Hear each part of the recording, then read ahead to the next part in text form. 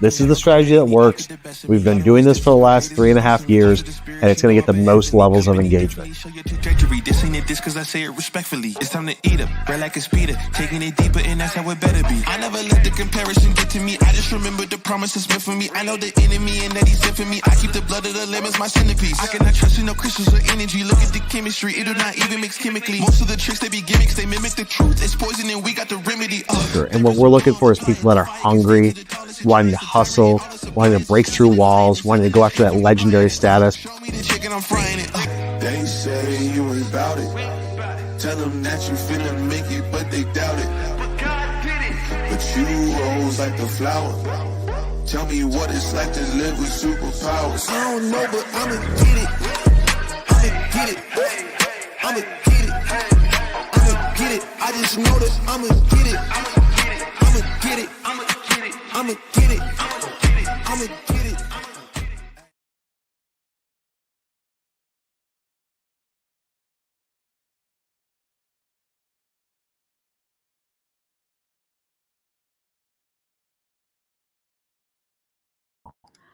What's up, guys? I'm Kyle Milan. Slight technical difficulty there.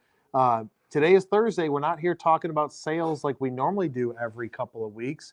We're here to talk about talk and shop. For those of you that are new to the content, head over to YouTube. I've got over 1,900 videos, maybe even 2,000 at this point, all talking about industrial sales, industrial marketing, bringing in cool guests like we've got today to talk about their experience in manufacturing. Follow me on LinkedIn. If you guys are watching this on replay on YouTube, head over to LinkedIn, hit me the follow. We post lots of content there every day with the main purpose, the main goal is to give you some sort of quality and skills and knowledge, everything we do here at MFG Tribe to help our clients dominate in their verticals. I'm all about transparency and giving people the skills and the tools that they need to help them out. So without further ado, we're going to bring in somebody that is very active on LinkedIn, has been doing this a long time. We've got Joni Cunningham coming in. What's up, Joni? Hi, how are you? I'm good. Happy Thursday. I'm doing good. Yes, happy Thursday. Happy Halloween. We're Yes. trying to go with the Halloween theme with our lights here. First off, do you have any plans for Halloween? I did, but I unloaded my kids on other families so that they can go with their friends the first time, because now they're old enough that I don't have to be out there freezing to death. So okay. How many kids do you have? I have 3. My oldest son is 26, my daughter is 10, and then my youngest son is 9. So it's a pretty big age gap. Yeah. But that's key is once they turn 9, you can start saying, yeah, go ahead, go off with your friends. That's when they start to be like, it's not cool to go with parents, right? Well, I think I'm still I'm going to maybe lie to myself a little bit here, where my kids still want to spend time with me in public, right. maybe. Yeah. Yeah. So I've got 5 kids of my own. So when we do Halloween, and my kids go from just under 2 up to 15 and a half. Ooh. So I've even got it to where the oldest daughter, she still likes interacting with her younger siblings. So like her friends are going to come meet us up when we're going through the neighborhood later today because they think it's cool and fun hanging out with the little kids sometimes. So yeah, if I had a younger sibling that was that much younger, it'd be a lot different than a younger sibling that was only just a couple of years difference, right? Where I'm like, this guy, just bring him back to the hospital. I didn't want him home, right? Like, That's how my daughters were when the first boy was born. They're like, I don't know about this. I don't know if I like this one. And you said it's cold. So where are you based out of? Actually, it's the warmest. I'm in Grand Rapids, Michigan. And it's just really blustery. I thought to myself, as I was driving back from Traverse City today, that it was a perfect Wizard of Oz day because everything's just blowing and it was very, right? Like, get on my bike and run through the neighborhood. Get off my lawn. Yeah. Yeah, so here in Texas, we actually do have colder weather today. I think, Laura, what's supposed to be like tonight? Yeah, so it's like going to be mid-60s tonight. So that's cold for here. It was 87, 88 yesterday. Wow. So it's been definitely different. Warm here the last couple of days. So, and this is the warmest in the 5 years that I've been in Grand Rapids. This is the warmest it's been. I mean, last year it was snowing, right? Nobody wants to go out in that. So...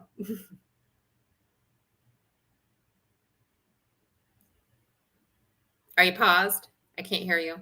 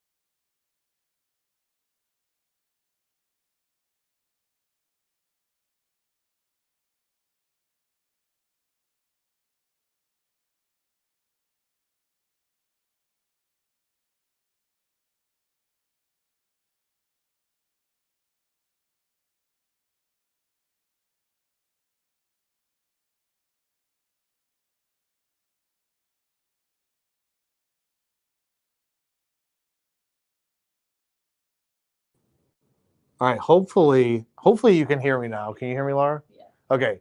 Technical difficulties. Our stream software changes to where Chrome, they've got a bug where Chrome doesn't work and we have to use Firefox, and then Firefox just had a bug. So we're going to bring Joni back in. Mm-hmm. See. Hi. All right. You can hear me? Perfect. We're back. The great thing about live content, right? It's never a dull moment. True. All right. So what I was trying to say was, Joni, if you can run through your background with the audience, what do you currently do, and how did you get into it? So currently my role at Creston is my role is marketing and sales coordinator, but really a lot of what I do is put the Advanced Manufacturing Expo together. I'm also sales support for our outside team, for our VP. I do and create all of our marketing in-house for Creston Industrial. I also manage 4 of our social media accounts, my own, 2 for Creston, and then 1 for our owner. So I'm really kind of in the role that I am now, almost a little jack of all trades. I have great relationships with our vendors, and a lot of times our VP and our owner aren't in the office. So I'm their first point of contact if there's an issue, if they need to talk to somebody right away, or if they have to get a hold of somebody higher up, then I'm the one they call or reach out to initially. So I help to facilitate those types of conversations. So a little bit of everything. Okay, so Creston Industrial Sales, what are you guys selling? So we sell industrial tooling to the manufacturing sector. Our strong suit is metalworking, so cutting tools. We also do MRO and PPE, and we do VMI cabinets. We do vendor managed inventory. We do a local delivery. So we are your one-stop shop for tooling, safety, spills. We really do a little all. I mean, we want to be the one that you're going to call if your shop has needs. So on the tooling side, do you guys have what's the range of partners that you guys are selling for? Is it people like Kennametal and stuff like that? So we have like Sandvik and Iskar and Whittia and I mean Gorilla Mill. We have access to just about everything. We have over, I think, 300 vendors across the scope, whether it be lubrications or whether it be abrasives. So we cover the gamut. We have lots of options, right? And we prefer to give our customers the best option for their specific need, and not just, we're going to sell you this because we get a kickback on it, or there's a spiff on it that we're going to benefit. We are really focused on helping our customers be better, save money, and create long-term lasting relationships where we can rely on each other to be honest, right? And work together to make sure that manufacturing continues in the way that we know it today and improve it. So when people are looking for, I mean, like the value proposition that you guys have there, people are looking for that one-stop shop to provide their manufacturing facility with all of the different tools. Do you guys have like 100 salespeople out there, 10 people that are in different regions? We have 7 people. We have 7 people. And really where Creston's value is, just like anything, you can go to Amazon and buy anything. You can buy anything from anybody. But what really sets Creston apart is we have exceptional people. And of course, I'm biased because I work there. But through my entire career, I've never worked for a company where I can honestly say I truly like and care about everybody that works there. So it's a wonderful place to work. The owner is kind. He is, he cares about the people that work there. And that's something I haven't run into in any of the careers that I have chosen to pursue in the past. So it's a nice place to be. Very cool. So is it 7 salespeople or 7 people total in the company? Doing 7 salespeople. So we have about 40 people now. So it's a small business, and we've been around, and the same family has owned it for over 70 years. So, and as things grow and change, we're just kind of learning, right? After COVID, everybody's kind of learning how to redo what they do well, or maybe come past what people thought of us in the past and step outside of that. And this is who we are. There's new people there. We've grown tremendously. I wouldn't say that we've necessarily changed our business model, but we've just gotten better with time. And even in the 5 years that I've been there, I feel that every year we get a little bit better at what we do. And our relationships just continue to get stronger. So walk me through the stats. You've got over 300 vendors. How big is your facility? Where are you distributing from? Is it all in one location? Is it more drop shipping? So I'm not exactly sure how big our warehouse is. And what we do is we will stock like standard stuff, like paper products for customers where you could just stop by and pick it up, and like maybe standard drills and taps. And we will also stock for larger customers. If you need us to stock, we have the warehouse space for that. We are based in Grand Rapids, and we go all the way up to the UP, and now we're in northern Indiana. And then we're we're not on the east side of the state at this time, but of course, everybody's looking to grow. It's just we want to make sure that we are in the places, doing well in the places that we're currently working before we work to expand. I can't hear you.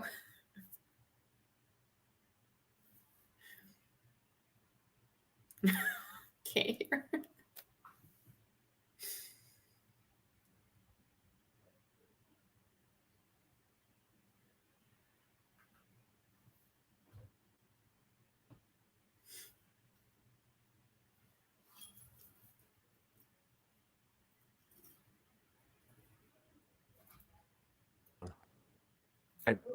Maybe it's better. Can you hear me?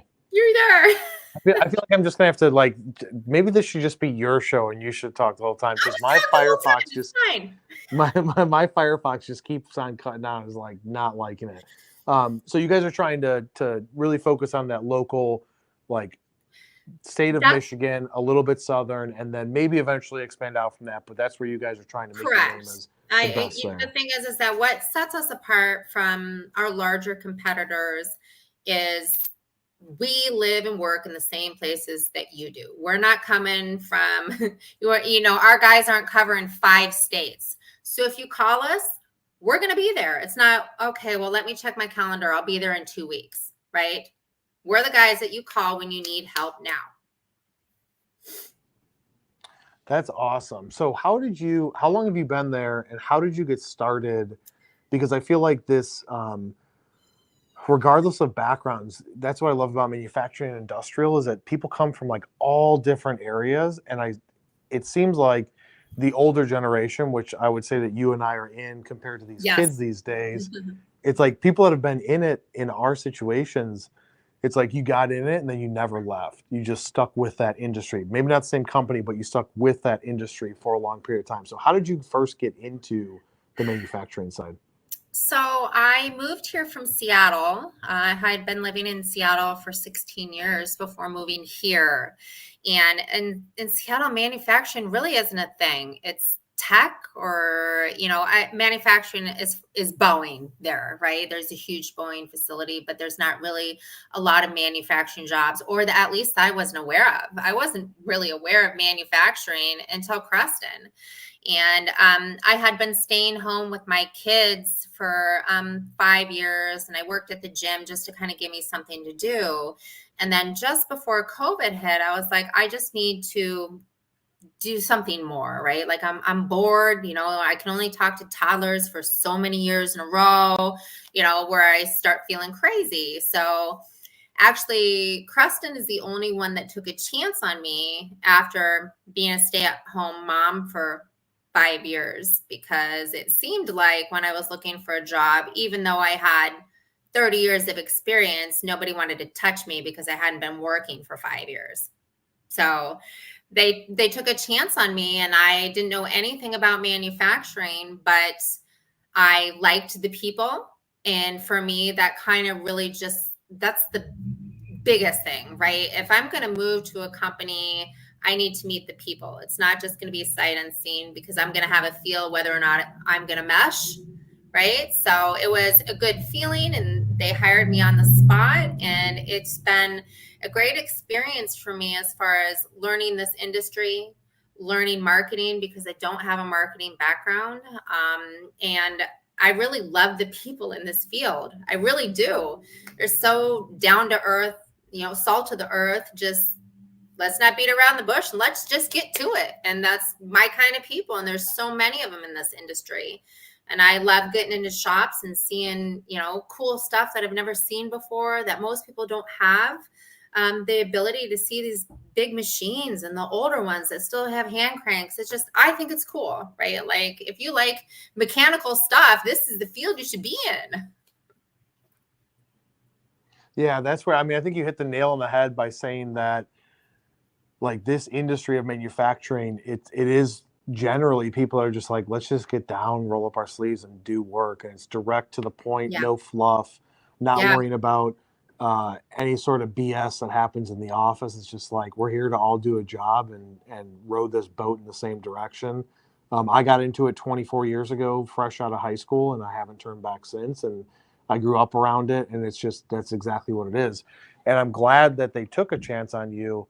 And that's something that I strongly believe in, is it's less about somebody's, what they look like on paper. It's more about the person and the culture of how they fit with your culture, and can they do the job at the core of what you're going to ask them to do, or willing to learn how to do it.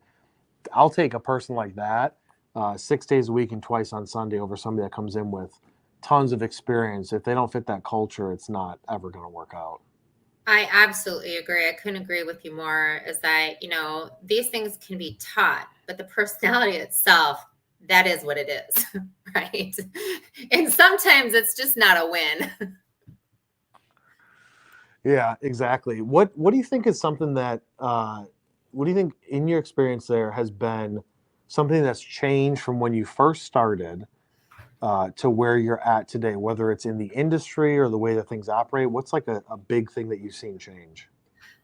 So the biggest thing that I've seen change since I have been in this role is the Advanced Manufacturing Expo. The first year that I was involved, it was me and one other woman there, and there were no kids. Now there's women everywhere and tons of kids, and people are excited about it. My kids every year, they're like, this is the greatest thing I've ever seen, right? Having people get excited about something I knew nothing about 5 years ago to now, where there's all of these sorry, women and kids excited about coming to the show. And then they're telling people, and, I take pride in the fact that there's so many women that come now, and there's so many women that are open to listening to possible careers in manufacturing. Like I was at a customer today, and there were 2 women machinists. I was like, high five, girl, good job. I was excited to see it, because when I first got here, I had maybe gone into one shop and there was one woman, right? And it's nice to see the change, and especially in such a short period of time. 5 years isn't a lot of time to make change. But if we're going to be honest about where we're at in manufacturing, we need to kick it in the gear. It needs to happen fast. We don't have 20 years to sit and wait and hope change happens. We need to press on the gas and make it happen and force the change and get people involved however we can. What's going to tickle their fancy for them to, notice?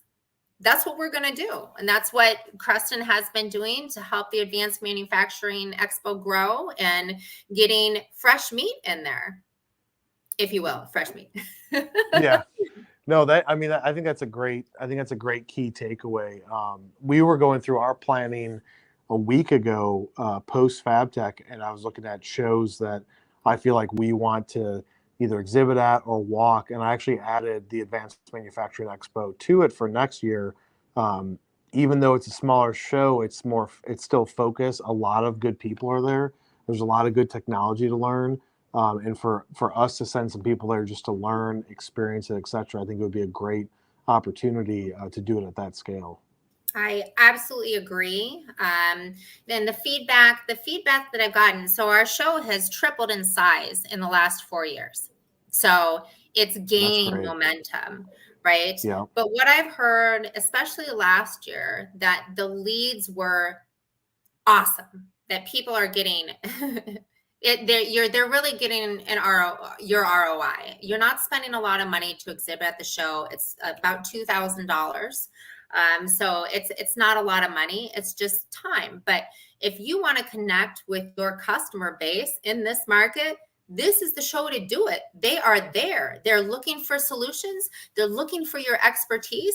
They're looking to buy machines. They're looking to buy fluids. They're looking. So if you are seeking customers in this area, the Advanced Manufacturing Expo is a must stop at, right? I mean, if you want to sell in this market, you got to come. So to everybody out there who's interested in coming, let me know. I know a girl.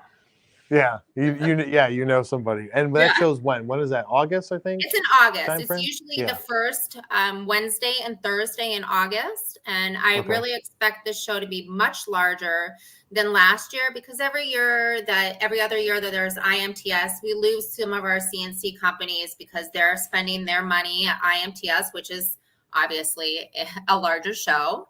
But this year, I hope it to be much larger, and we expect to have 3,000 to 5,000 people. Sorry, my cat just fell off the desk. No, you're fine. And so for anybody watching, if you guys want to go to Michigan, I mean, and a great time to do it in August. I mean, I feel like anytime's cool to visit Michigan, but definitely in August before school starts up, right? Go to the show, exhibit at it, have conversations with people, and see if you can get some business from it. And you're supporting somebody locally too, right? And that's what everybody should be about. Like it's all about helping people and sharing experiences and seeing that what ways you guys can build bricks on top of each other, right? Agreed. So tell me, so we know your biggest change that you've seen. What's your biggest challenge been, whether it's at the company, in the industry, or anything else over the last 5 years or so? You want me to be honest, or? Yeah. Straight up. No fluff. I mean, it could be It could be. I would assume people not taking you seriously because you're a girl in manufacturing, right? They do the same thing to the younger kids. Like, what do you know? We had somebody do it to my sales guy who's 30 on a discovery call last week. They're like, "You're a little young. What do you actually know?" So yeah, hit me with it. So I find it's a lack of respect. One, because I look a lot younger than I actually am. So it's really hard to kind of tell people, listen, I'm 50. I'm not 25. I have experience in multiple fields across, years and years of high level, high pace. So what I'm really in tune to is people. And it really doesn't matter what field I'm in. My specialty is people. And then I find it frustrating if I'm not listened to or valued or just kind of dismissed, that maybe I don't know what I'm talking about. And because I don't have a long experience in this field, I feel that sometimes they're like, oh, okay, that's cute, right? But if you just kind of pay attention, if you're not changing, you're dying.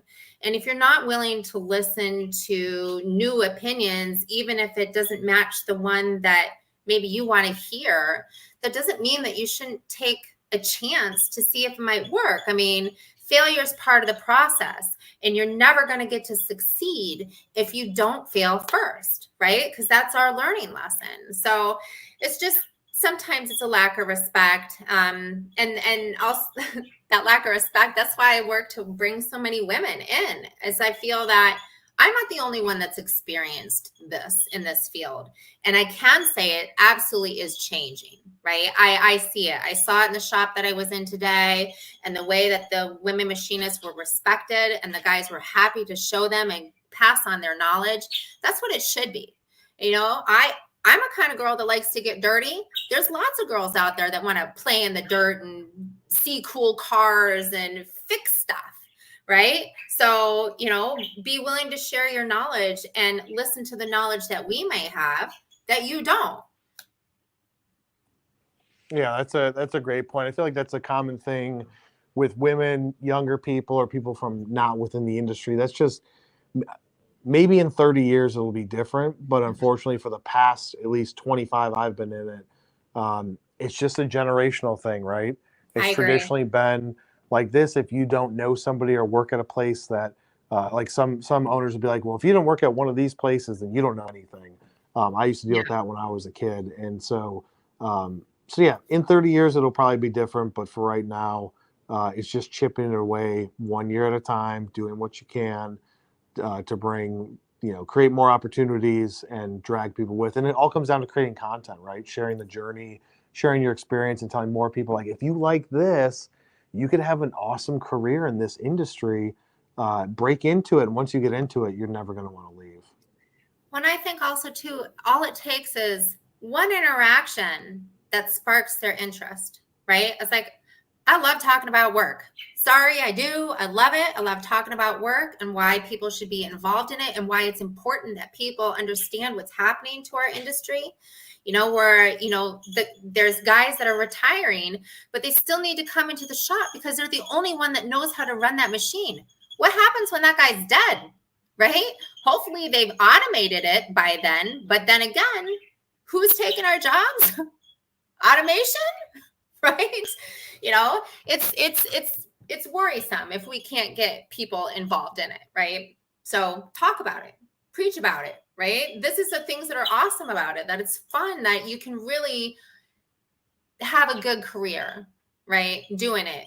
And if you don't mind to get your hands dirty or, playing with metal or whatever the case may be, then this is definitely the field for you if you like cool people. Yeah, that's best said. If you like cool people, you can't find any cooler people than cooler and down to earth than in industrial, right? Yeah. Tech, a lot of the younger kids are like, no, tech is where the cool people are. I think the coolest people are in this industry. So we're gonna take a short break, Joni, and I'm gonna come back with some quick questions that'll be fun to answer, and then we'll go through all the comments. So we're gonna take a short break, and we'll be right back. Great, thanks. What can I say?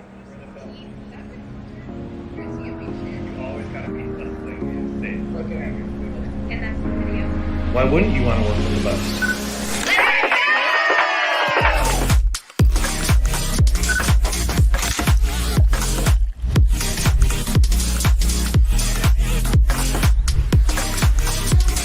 Since we've started working with MFG, we've been really happy with all of the social media graphics that they've put together, the articles that they've written, and just the all-around support that they've provided.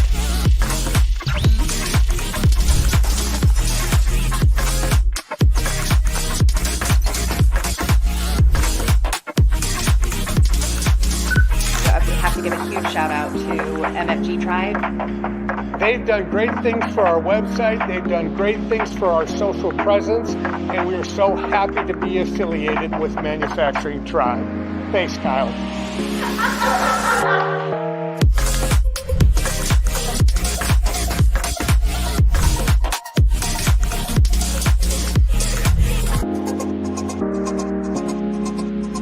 And that's how you dominate industrial marketing. I'll see you on the next one. That was a good one, right? Let's go.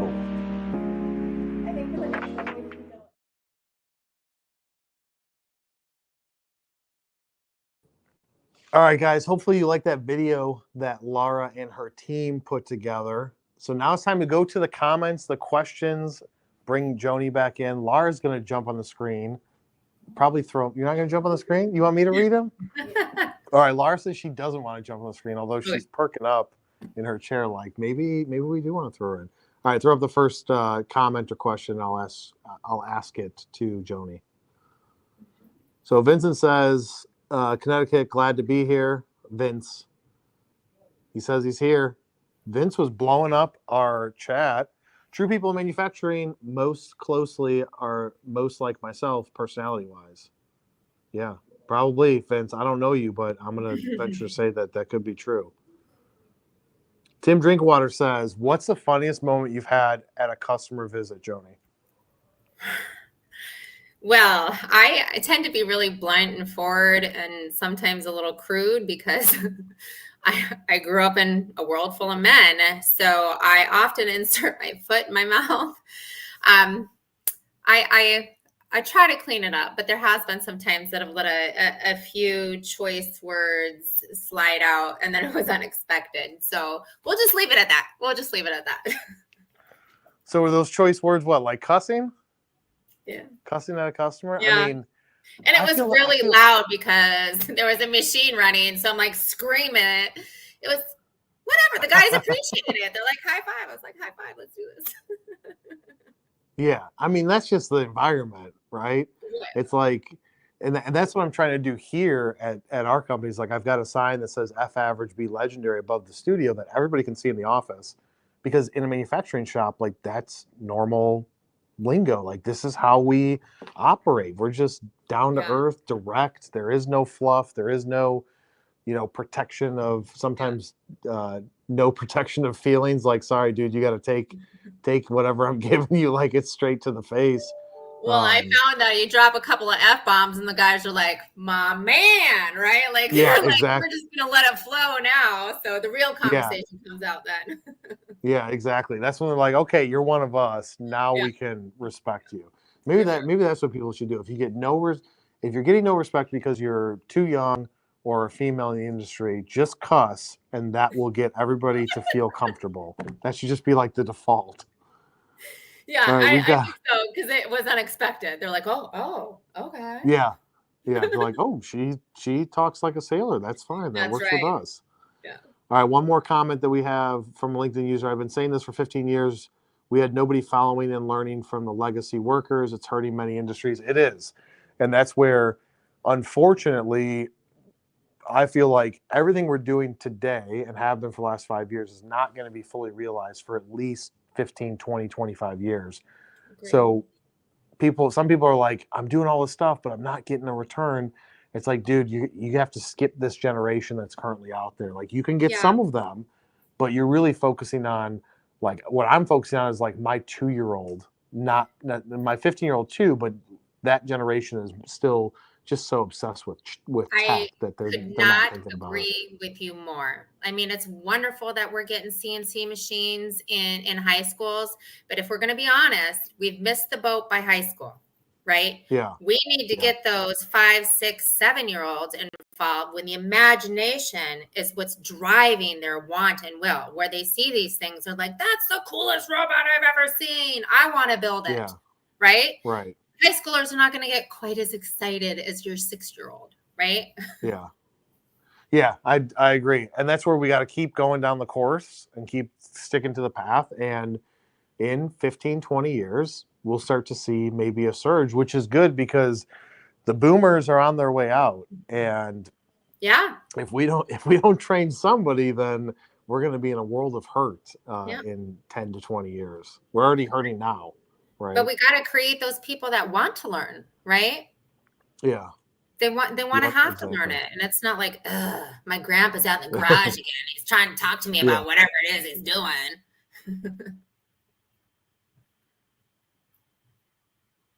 There we go. There you I'm are. back. I'm back. I'm like, really? Again, I'm about to throw my mouse at this computer. Like Harry Potter running into that wall. Poof, gone.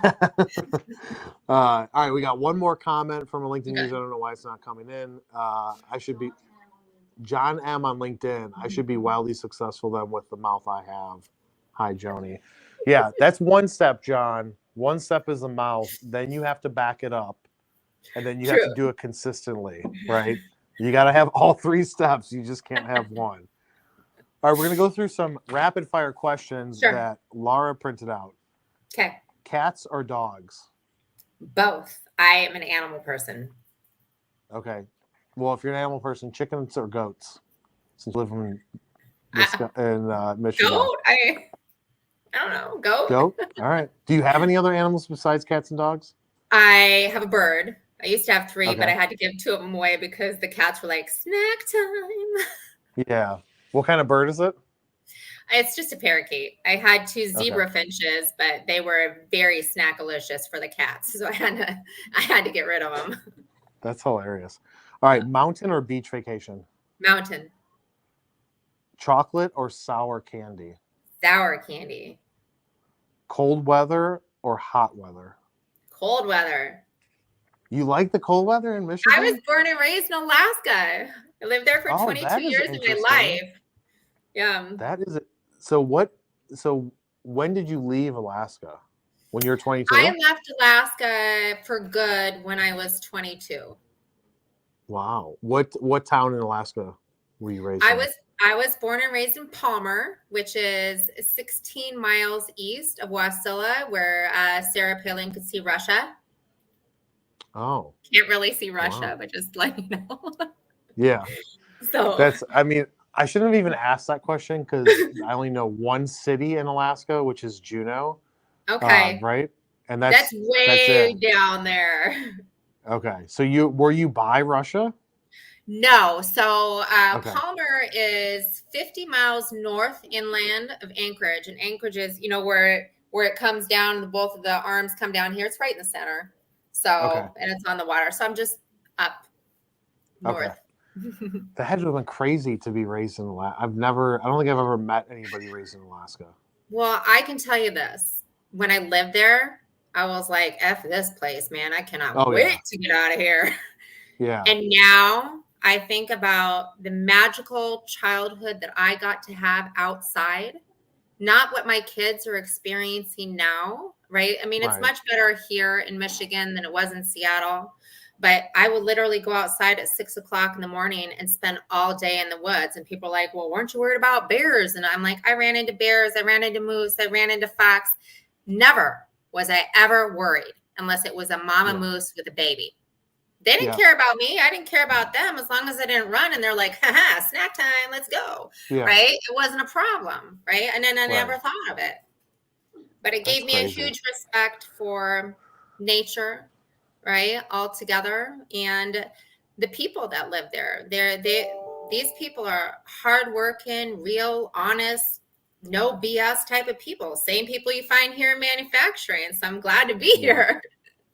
Yeah, those outdoors, I think they go hand in hand. I've never met a group of manufacturing people that don't do something, fish or something outside in general. They're not like the collective group of shop workers aren't like, man, I can't wait to go to Cancun on spring break vacation. They're like, we're going to Kentucky for turkey season. Then we're going to, Minnesota for fishing. Like, that's just how they are. Yeah, agreed. Go-to pizza toppings. Like, are you a pepperoni sausage, pineapple? If you did have pizza, what are you normal or different? All right, I hate to burst everybody's bubble, but I do like some pineapple on my pizza. Okay, that's an argument. Laura's shaking her head. That's an argument here. My go-to are mushrooms and sausage. Okay, I can respect that. Not that I don't like the mushrooms, but being born and raised in Chicago, and people are like pineapple on pizza, I'm just like, come on, what are we doing? We can no longer be friends. Don't talk to me. Yeah, exactly. Tea or coffee? Tea. As I get older, coffee is not my friend. So. Okay. Texting or calling? Texting, because I can't hear very well. Road trip or airplane? Benefit Kyle at home. Yeah, I bet. Road trip or airplane? Airplane. I spent my entire life driving from Alaska to Michigan. Road trips and camping are not my jam. No. Not anymore. You've done enough of them. Probably for like 4 lifetimes. Exactly. Of other people that don't get to do that. Right. And then last question, favorite scary movie since it's Halloween. What's your favorite scary movie? Children of the Corn. That movie scared the shit out of me. Yeah. And even to this day, I drive by cornfields. I'm like, don't get out! Don't get out! Malachi's there! That is, I feel like, have you ever heard of Children of the Corn, Laura? She's probably not old enough. You're shaking you're not old enough. She's not old enough. She's definitely not. I mean, you're going old school. Like, I feel like 60s, 70s, 80s scary movies, like, that's when you get into, even though it's cheesy now looking at it technology-wise, but those are the things that were the foundation of everything that was built off of it, right? Agreed. And and back then, the movies they made you actually think. It's not a jump scare. It's not crude. It's not just disgusting to be disgusting. It makes you think like, oh my God, something's back there. Right? Oh my God. Right? Yeah. It's all in your mind. Yeah. That's what creates, I feel like, disorders at times too. And people my age, it's like they watch that movie and now they're paying the price in their Here 40s. We all are on medication because we watched Children of the Corn and The Shining. We're done. Exactly. But it made us have thicker skin, right? That's true. A little bit tougher. And we drank out of the hose, and look, we're still here. That's all the questions, but we do have some comments from the audience. What do you got, Laura? Throw it up there. We've got, who's this from? Is it from, what does it say on the actual? John M says, question for both of you. Do either of you know what the disparity is between men and women in manufacturing? What's the percentage of workforce for each? I would say, actually, you go first, Joni. Ladies first. I really don't know, but I can imagine it's probably huge, right? Yeah, I would say like 95% male, 5% female in general. That's where if not, maybe a little higher. Because, I mean, if you think about it, I don't know, in manufacturing in the United States, there's got to be, I don't even know, if you include OEMs into it, you're probably talking like tens of millions of people. And I do not even know a million women out there that are in the industry. So I feel like it's probably 5% female. Yeah. Laura, and a lot of them are in purchasing roles. Yeah, purchasing, more in engineering now, which I think is cool. Is like more female engineers. Yeah. Which that's definitely interesting. Any last questions? Who said this? Also John M. John M said, "Don't eat pizza. That's a big L." So he's throwing it out there. No, I like homemade pizza. I'm not a big fan. So since I grew up in Alaska, my dad made everything from scratch. So now he's ruined me for so many things. And pizza's just kind of one of those things. And just like, ugh. Then I call my dad, hey, Dad, what's for dinner? Yeah, exactly. Yeah. Google says what? 30% women, by the way. Google says 30% women in manufacturing? No way.